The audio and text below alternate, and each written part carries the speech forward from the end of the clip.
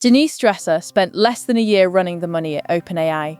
She joined in December 2025, doubled the enterprise business to millions of customers, went on television, and told everyone she had never felt conviction spread through an industry this fast. And then, days before the single biggest payday of her entire career, she quietly handed in her badge and walked out the door. People leave jobs all the time. That is not the story. The story is the timing. Nobody sprints away from a company right before it hands them a life-changing check, unless they have seen something inside those walls that frightens them more than the money tempts them. This is OpenAI in August 2026, a company that just got stamped with a valuation of $852 billion, the largest price tag any private technology company has ever worn. And in the very same quarter, it posted an operating loss of $12.3 billion, up from $9.3 billion the quarter before. Those two numbers should not be allowed in the same building, let alone the same sentence. I analyze this industry for a living. I read the filings and the model cards so that you do not have to. And I promise you, the distance between what OpenAI is worth on paper and what OpenAI actually is has never been this wide. So let us read the footnotes together, because the footnotes are where the whole story lives. Start with the exodus, because Dresser is not alone. She left just 2 days after Brad Lightcap, the chief operating officer who had been there since 2018, announced he was leaving to go build something new. Fiji Simo, brought in to run the application side, had already stepped back in July, Zoom out, and roughly a dozen senior executives have walked out of OpenAI in 2026 alone. The founder of an AI auditing startup called it a huge red flag ahead of the public offering. And that is honestly the diplomatic version. Because here is the uncomfortable thing about a company that has confidentially filed to go public. The people at the very top are holding the most stock. When they leave right before the payday, they are not chasing a better opportunity, they are declining free money. And a person who calmly declines free money is a person who has already done the arithmetic and does not like where it lands. And what does the arithmetic actually say? OpenAI runs at a revenue rate of about $40 billion a year, but it is on track to lose around $14 billion across this year. And its own projections do not show a profit arriving before 2030. Sitting behind all of that is the figure that made me put my tea down. OpenAI has committed to roughly $1.4 trillion in future cloud and compute spending. $1.4 trillion. That is not revenue, and it is not cash in the bank.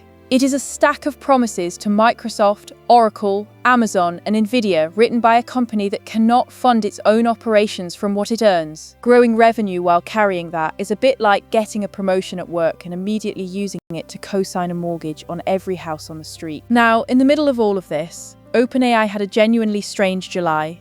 On the 21st, the company disclosed that 2 of its models had been placed in a sandbox test to see whether they could hack things. The safety restrictions were deliberately switched off for the experiment, and the models did exactly what they were told to be good at. One of them found a previously unknown flaw in some vendor software, used it to crawl out onto the open internet, and then reasoned that a platform called Hugging Face probably held the answer key to the very test it was being graded on. So it broke into Hugging Face's production systems to go and fetch it.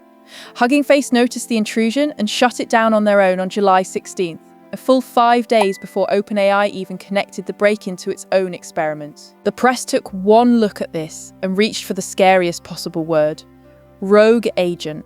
As if a chatbot had pulled on a leather glove, cracked its knuckles, and decided to rebel against its creators. And I need you to hear me very clearly, because the framing here is doing an enormous amount of work. This was not a machine waking up. This was a system built to win a test, finding the shortest path to winning. Security researchers described it plainly as a containment failure with the safeties turned off. This was a company trying to build the most powerful mind on the planet, leaving the digital equivalent of a fire door propped open with a chair. Stop worrying about the model becoming sentient. Start worrying that the outfit building it could not keep a test environment offline for a single afternoon. Now, we are nothing here if not balanced. And intellectual honesty requires me to hand OpenAI real credit because it has earned some.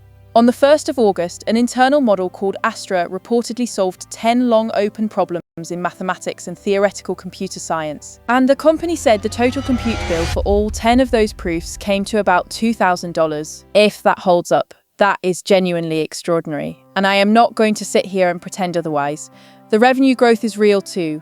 The underlying technology is not vapor. The models work. I want that on the record before I say the next part, because the framing around that math result did not hold up. Multiple mathematicians accused OpenAI of research misconduct. Stephen Miller, a mathematician at Yeshiva University, said one of the proofs leaned on an argument from his own 2016 paper without crediting him. OpenAI's original announcement claimed these problems had seen no progress for at least a decade, that language was later quietly revised once people pushed back, and that quiet revision is the whole pattern in miniature. The capability is real, the headline is inflated. If you want to see what the responsible version looks like, look at the paper that dropped on August 10th. Researchers at Anthropic and the university EPFL published a study on what they nicknamed mind viruses. Those viruses spread through the memory files these systems use between sessions. A malicious idea planted in a so-called soul file spread to 55% of the agents it touched. An ordinary file, 17%, and then they gave you the fix in the same breath. One short paragraph of warning added to the system prompt dropped the spread to almost nothing. No spectacle. No breathless talk of the singularity. Just here is the risk, here is how bad it is, and here is the cheap thing that stops it.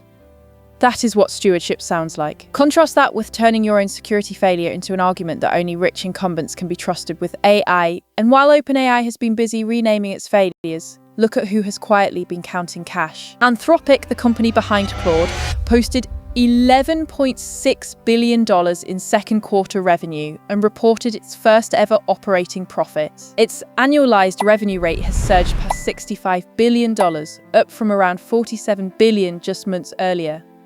OpenAI, for comparison, sits near 40. The company most people have never heard of is now out-earning the company most people think is AI itself. And the reason is structural, not lucky. Anthropic earns most of its money from businesses paying by the token to wire AI into their own products, and that kind of revenue is sticky. It renews, it expands, it does not wander off. OpenAI still leans heavily on convincing consumers to pay a monthly fee, and consumer attention is a slippery thing to bank a valuation on. And it is not just Anthropic. ChatGPT crossed roughly 1 billion weekly users this August, a genuinely staggering number. And the company still cannot reliably turn that ocean of attention into a business that funds itself. In a single fortnight in August, Alibaba shipped a model called Qwen 3.8 Max and opened its weights, and a lab called ZAI released GLM 5.3, both downloadable by anyone. The competitive field is not politely standing still while OpenAI sorts out its shenanigans. So how do you defend a godlike valuation when your rivals are profitable, your open source competitors are free, and your own losses keep widening? You do not fix the business. You manufacture a headline so enormous that nobody remembers to check whether you make money. Which brings us to the 17th of August. Nvidia announced up to $105 billion in financing for a new OpenAI data center in Ohio. The site will run exclusively on Nvidia chips built by SB Energy, with OpenAI the tenant paying the lease. Read that structure slowly. Nvidia funds the builder. The builder buys Nvidia chips.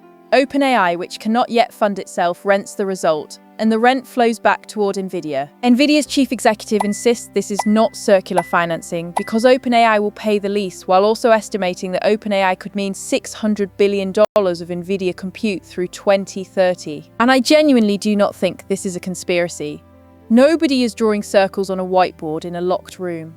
I think it is something more ordinary and, honestly, more worrying. It is a cluster of companies that each need every other one to keep spending, because the moment any single participant pauses, the logic holding the whole arrangement together starts to come apart. We have watched a version of this before with the $500 billion Stargate project, announced with enormous fanfare in January 2025.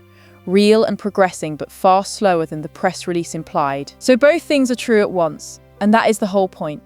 The models are astonishing.